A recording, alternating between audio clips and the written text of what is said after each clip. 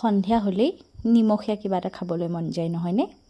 আৰু এইদৰে বনাই টিফিনতো দিব পাৰে কেতিয়াবা ল'ৰা ছোৱালীক।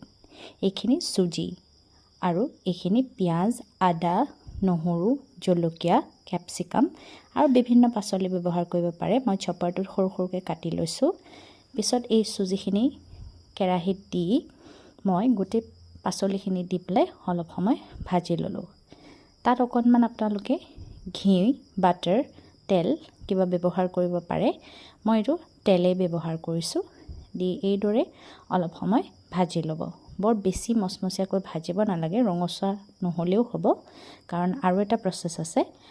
তাৰপাছত ইয়াতে জোখমতে নিমখ দিব আৰু যিকোনো মছলাও ব্যৱহাৰ কৰিব পাৰে। মই একো ব্যৱহাৰ কৰা নাই। আৰু তাতে অকণমান গৰম পানী দি দিছোঁ।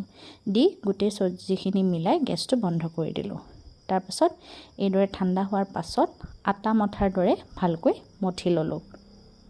আৰু এইদৰে মঠি মঠি ইয়াক মই এইদৰে আজি হাৰ্ট শ্বেপ দিলোঁ। আপোনালোকে যিকোনো শ্বেপ দিব পাৰে। কেতিয়াবা যেনেকৈ আপোনালোকৰ ল'ৰা ছোৱালীয়ে ভাল পায় তেনেকুৱা শ্বেপ দিব পাৰে, সৰু সৰুকৈও বনাব পাৰে।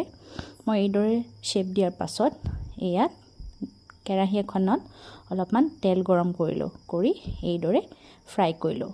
খুব মচমচীয়া হয় এইদৰে ফ্ৰাই কৰিলে আৰু খাবলৈ খুব ধুনীয়া হয়।